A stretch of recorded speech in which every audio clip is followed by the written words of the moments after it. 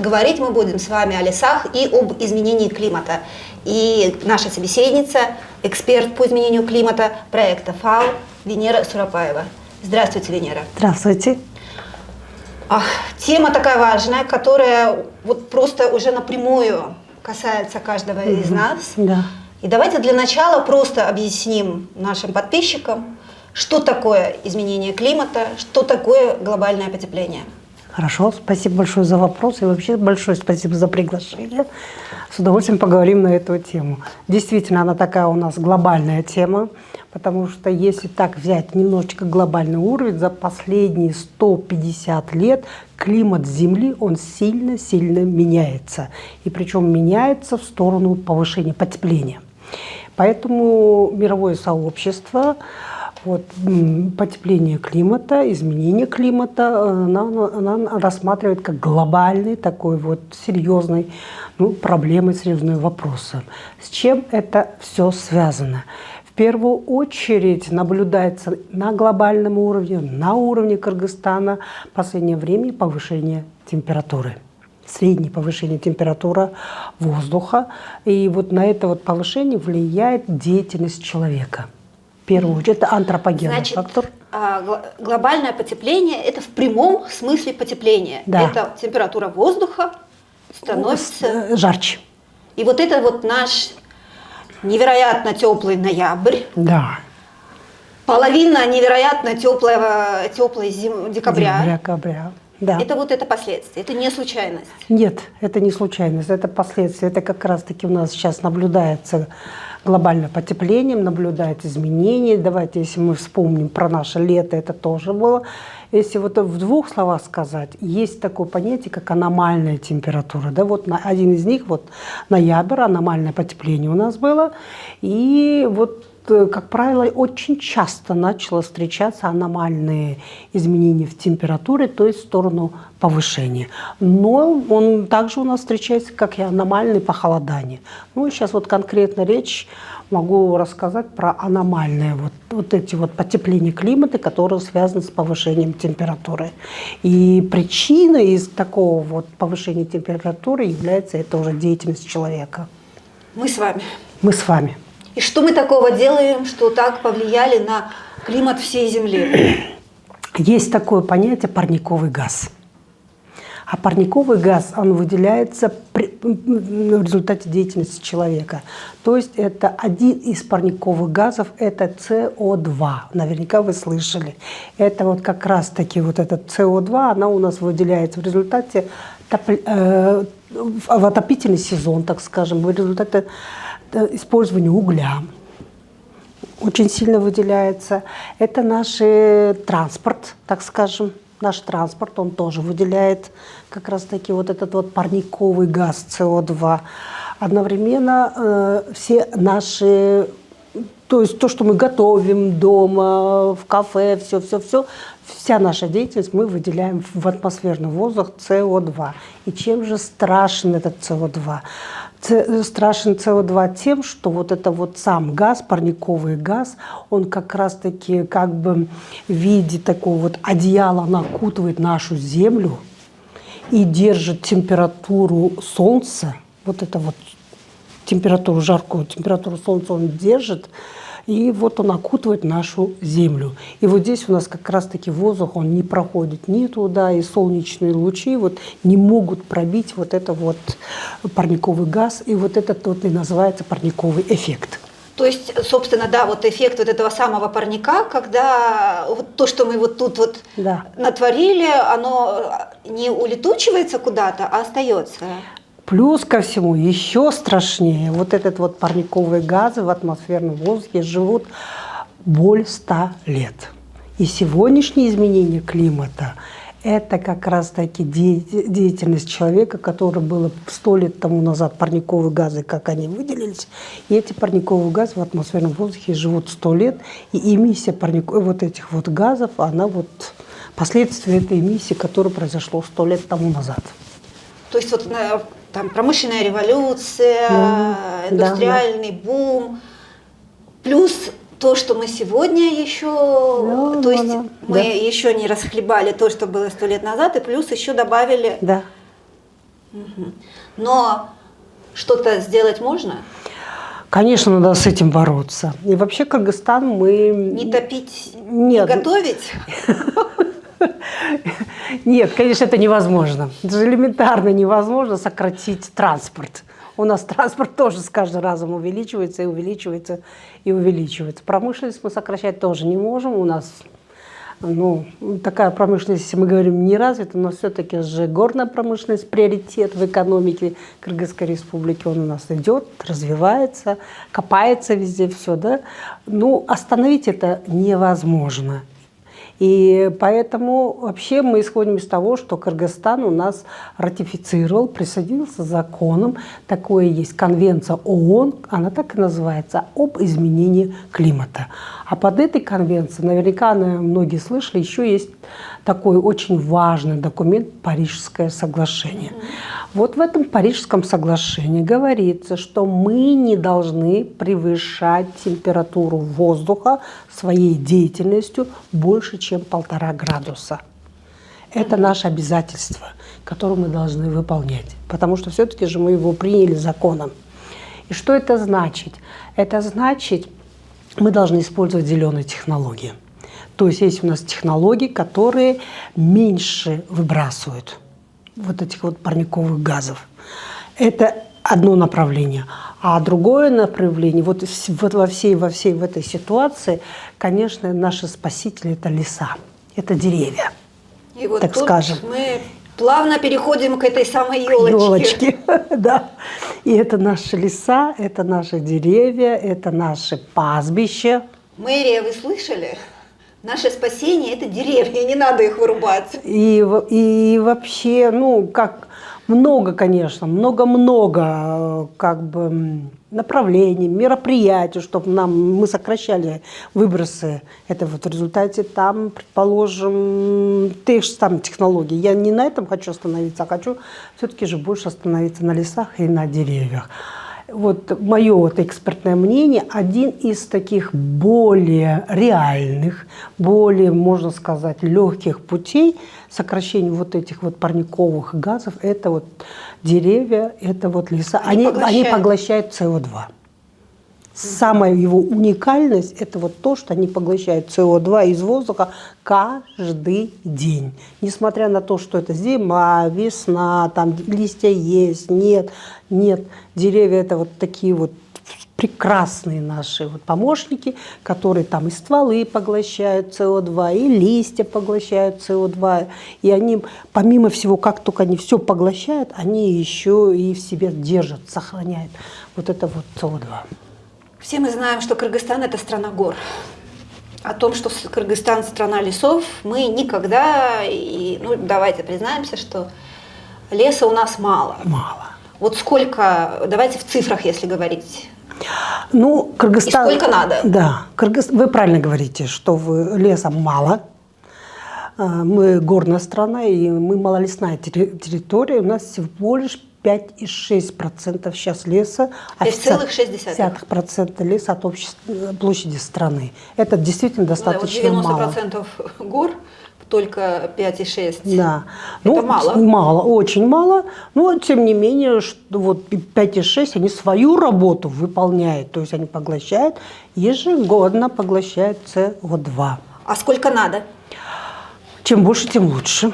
Чем больше мы будем сажать, тем больше, значит, мы будем поглощать вот этого вот углекислого газа. В стране есть очень хорошие такие стратегические документы, которые обязывают увеличению наших лесов, обязывают посадки деревьев. И есть такие документы, они вот называются, например, концепция углеродной нейтральности, в общем, какие-то такие стратегические документы в стране есть, вот они обязывают. И ежегодная посадка лесов, объем ежегодной посадки, чем больше мы делаем, конечно, не везде будет наши деревья расти, потому что у нас сложные климатические условия, но при всем при этом вот такой есть некий план, который озвучивается как 3,5 тысячи гектаров в год. Это очень много. И он выполняется? Ну да, конечно. Растет количество лесов? Но у нас есть ведомство, целое ведомство есть, лесная служба, есть лесхозы на местах, в регионах. Они стараются, они выполняют свою работу. И плюс ко всему, это вот то, что касается лесов. В последнее время, наверное, многие замечают, что у нас в стране увеличиваются сады, так называемые. Да? Да, То есть фермерские. фермерские сады, очень активно начали частный сектор у нас заниматься этим. Это очень-очень правильно и отрадно в плане борьбы с изменением климата. У нас есть еще отдельная цифра для садов. Ну вот местное население и вообще все мы можем спокойно сажать, разводить сады.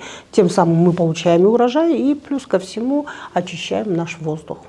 Есть ли цифра, сколько в Бишкеке должно быть площадь вот этих? Про Бишкек не скажу вам. Ну, вот я знаю одно, вот у нас есть новые районы, в конце концов, летом мы все ощущаем сильно жарко. Вот в дневное время выходить просто невозможно, потому что у нас деревьев действительно мало. Поэтому это должно вот приоритетом посадка деревьев для всех. Что для мэрии, для частного сектора, для местного населения, которое у нас в пригородах живут. Это вот прям должно быть обязаловкой для всех нас. Вот вы эксперт проекта ФАО. Вот он каким-то образом поддерживает это Да. увеличение площади лесов на Да, территории конечно. Кыргызстана? Ну, помимо деревьев, у нас еще СО2 поглощает наше пастбище. А пастбищ очень много у нас в Кыргызстане, можно сказать, ну, большая часть территории. Пастбище – это луга. Да, луга. То есть При там этом- есть... При этом животные, в свою очередь, тоже являются источником выбросов. этого. Они являются источником выбросов метана, но потом перерасчет идет в СО2, и поэтому всегда везде, когда речь идет о парниковом газе, эквивалент идет в СО2.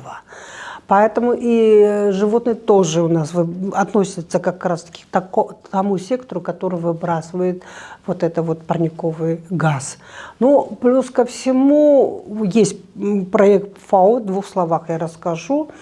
У нас есть новый донор в мире, он так и называется «Зеленый климатический фонд». И Зеленый климатический фонд для Кыргызстана он выделил определенную сумму денег. Это вот как бы такой вот достаточно амбициозный проект, достаточно глобальный проект.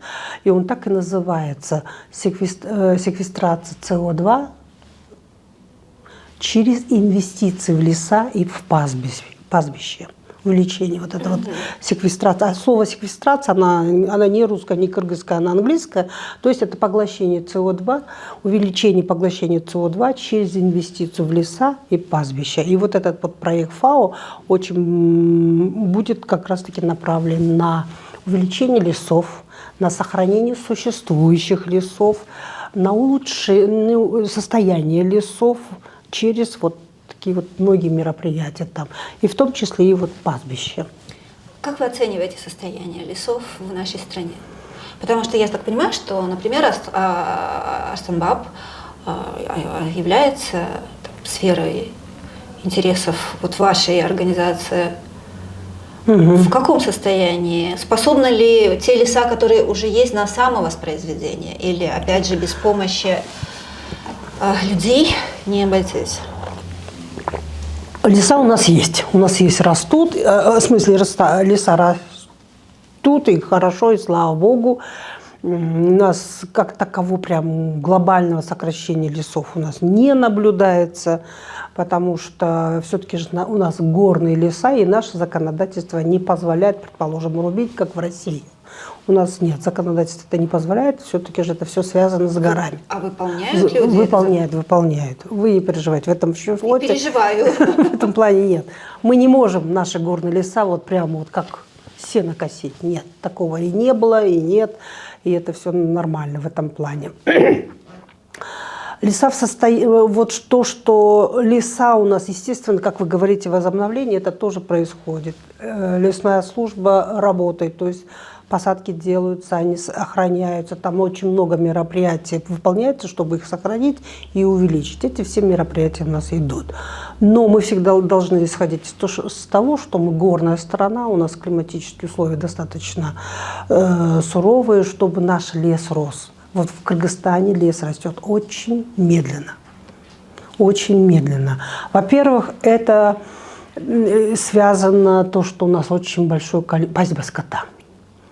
У нас как бы есть продовольственная безопасность, в которой говорится, что у нас должно быть достаточное количество животноводств, чтобы обеспечить сами себе питанием. Да? И это хорошо, но одновременно вот первый, так скажем, враг леса, молодого леса, которого вот посадили, это у нас пастьба скота. Вот у нас это большая проблема. Вторая большая проблема – то же самое изменение климата. Да, лес у нас тот объект, который поглощает СО2, но одновременно это палка двух концов. Лес также является уязвимым к изменению климата. То есть сам изменение климата тоже он влияет на состояние лесов. В конечном итоге, предположим, там долго рассказывать не буду, что леса могут быть по высоте над уровнем моря, смещение границ начнется. Есть такие вещи и наблюдаются уже под влиянием изменения климата, потому что температура растет, засуха идет. И вот такие факторы, они влияют на увеличение леса, на само состояние леса. Есть такие факты. Опять же, мне нередко приходилось беседовать с экологами, которые говорили о том, что помимо выпаса скота, человеческая деятельность влияет и тот же самый Станбаб, что сейчас люди собирают весь орех и ничего не оставляют для того, чтобы вот лес самовоспроизводился. Если вот такая, вот нет подлеска во многих... Вот по вашему мнению, есть ли такая проблема вот в наших, вот в этих массивах лесных? Я поняла, да, поняла. Нет, вы поймите, сказать, что вот прям вот народ там все вот 100% орехи соберет, это невозможно. Это нереальные вещи. В любом случае орехи останутся, в любом случае эти орехи... С оптимизмом вы смотрите все-таки? Нет, я смотрю, я вижу, потому что я очень достаточно... эксперт, который долго работает с аналитической частью, и с статистикой, так скажем. Слава богу, у нас есть службы, которые ведут инвентаризацию, учет ведут, проводят много-много мероприятий. Нет, в плане лесной службы это как бы есть такое направление, как система учета, это у нас есть. То есть у нас используются современные технологии, полевые работы, как бы... Статистика существует, данные существуют, и анализируются эти данные, и вообще и в науке такого нет, чтобы вот прям весь 100% орех собрали, и там для естественного возобновления ничего не осталось. Нет, это наблюдается, это происходит. Одно дело, вот я говорю, он стал медленнее идти, потому что у нас есть определенные факторы, которые очень сильно влияют на именно рост, на скорость роста населения. То есть он не успевает обновляться. И поэтому у нас те же самые орехоплодовые леса, у нас по возрасту есть такое понятие. Лес – это так же, как и человек, есть возрастная структура, то есть есть молодой лес, есть средний возраст, там старший возраст, преуспевающий и так далее. 5 возрастов внутри леса должно быть. И вот когда вот эту динамику рассматриваешь, у нас взрослого леса уже много. От того, что у нас медленно растет молодой лес. Мы с вами вообще обсудили, да, что изменение климата, что оно влияет на Кыргызстан. Но при этом мы не обсудили, а что, собственно, наши подписчики могут сказать, и что? К жаркому лету мы привыкли, а ноябрь был прекрасен, тепло, можно было ходить легко одеты. Меня все устраивает. Чем опасно изменение климата? Так, это последствия изменения климата. Во-первых, в последнее время у нас увеличились количество чрезвычайных ситуаций. Те же самые сели, те же самые оползни, те же самые паводки. И у нас в рамках, как раз вы говорили, проект у нас ФАО, у нас существует 4 пилотных лесхоза, которые очень сильно уязвимы к изменению климата с точки зрения чрезвычайных ситуаций. с точки зрения чрезвычайной ситуации. Это вот как раз-таки последствия изменения климата.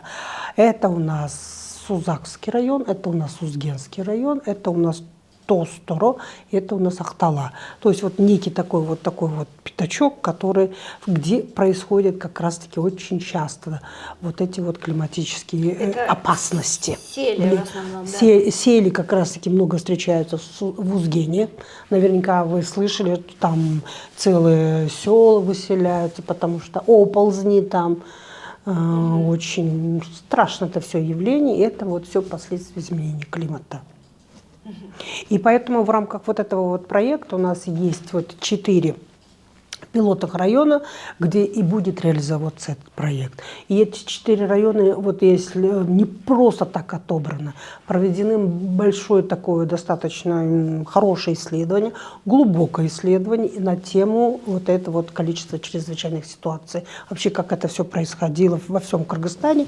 И вот в этом, в этой пятачке нашей страны его больше стало, поэтому-то и Зеленый климатический фонд свои усилия направляет на этот вот 4 пилотных района. Я напомню, мы говорим с экспертом по изменению климата проекта ФАО Венерой Сурапаевой. И я в своих беседах очень люблю проводить своеобразный факт-чек, может быть, развенчивать мифы. Вот я слышала такую версию, что нам грозит, наоборот, не потепление, а новый ледниковый период. Ну, наверное, не совсем я соглашусь с вашим таким вот, как бы... Это не мое, это я читала, и теперь спрашиваю вас, как человека науки, что говорит об этом научный мир? Ну, во-первых, то, что происходит изменение климата в Кыргызстане, это тоже не просто слова, и такие выводы у нас сделаны на основе исследований. Ту же самую среднюю температуру воздуха исследовалась, предположим, с 1976 года по данным Гидромета, вот это все данные исследовались, с 1976 года по 2020 год, и выясняется, что у нас каждые 10 лет температура уже повышается на 0,2 градуса. И за последние 40 лет у нас температура повысилась уже на 0,8 градусов. Среднегодовая. Да, среднегодовая. Это вот текущее сегодняшнее состояние. За последние 40 лет уже 0,8 градусов. Как я уже говорила, Парижское наше соглашение, она нам ограничила всем странам мира, в том числе и Кыргызстану, чтобы мы не превышали температуру 1,5 градуса. То есть приложили все усилия, все возможные и невозможные усилия, чтобы средняя температура в стране она выше 1,5 градуса не было. Вот теперь сами представляете, 0,8 мы уже имеем и 1,5, и между ними не такая уж большая разница. Поэтому сейчас считается, что мы уже к критической точке подходим, да? И речь идет о повышении температуры. Это оценка текущего состояния. Одновременно также мы делаем прогнозы до 100-го года. И есть сценарий увеличение температуры. Если таким же темпом дальше он пойдет, возможно, у нас температура повысится на 1,5 градуса, на 3 градуса, на 4 градуса до 100-го года. И поэтому о каком-то там понижении температуры вот в этих прогнозах говорить не приходится. Нет. Еще одно утверждение, с которым мне приходилось сталкиваться. Уж если глобальные экономики, огромные экономики ничего не могут сделать, то как мы можем, маленький Кыргызстан, посмотрите на карту, мы там занимаем совсем немного площади, как мы можем повлиять на глобальное изменение климата? Сажать деревья. Можем, значит, мы можем повлиять. Можем. Мы можем повлиять. Я еще раз говорю, я специалист по изменению климата в части леса, я только могу с своей точки зрения сказать, сажать деревья. Как каждый из нас может повлиять на изменение? Сажайте деревья, еще раз. Про другие технологии я говорить не буду. То есть вот эта вот давняя фраза «вырастить детей, построить дом и посадить деревья», она очень актуальна. Она актуальна по-прежнему. Растите детей, стройте дома, и главное, выращивайте деревья. Строите дома, вы уже парниковый газ выбрасываете, растите детей, тоже вы выбрасываете парниковый И газ. чтобы снивелировать этот вредное воздействие на экологию всего, нужно сажать деревья. Сколько деревьев каждый человек должен посадить? Чем больше, тем лучше. Ну, вот есть какая-то... Вот, Ну, не одно же, конечно, дерево. Ваша деятельность – это дом строите, строите, детей растите, растите, питание, пищу готовите, то делайте везде, везде, везде. Вы наверняка еще транспорт имеете. то есть вреда много. Вреда- Вот чтобы его... И вы хотите вот столько вреда и одно дерево посадить? Не Нет, получится. Не получится. Сажайте деревья. Хорошо, понятно, спасибо. Большое мы говорили с экспертом по изменению климата проекта ФАО Венерой Сурапаевой. Спасибо вам, Венера. Главное, что мы вынесли из этого нашего сегодняшней беседы: не рубите елки, сажайте деревья, Да. и нам будет Хорошо. чем дышать, Чем дышать? и нам, и нашим детям. Да. Спасибо большое. Пожалуйста. Спасибо вам, что были с нами. До новых встреч.